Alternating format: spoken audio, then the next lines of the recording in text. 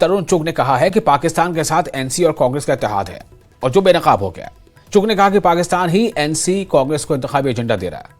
चुग ने पाकिस्तान से हिमायत मिलने पर एनसी कांग्रेस से वजाहत तलब की है।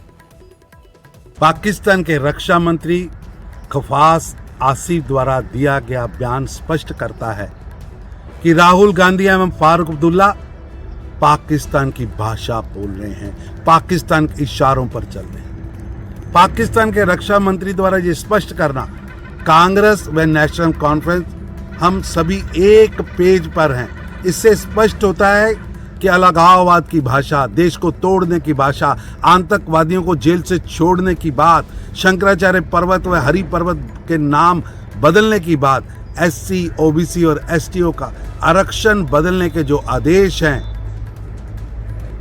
डिक्टेशन है, वो पाकिस्तान से गांधी व अब्दुल्ला को मिल रही हैं। ये पाकिस्तान के इशारों पर नाच रहे हैं।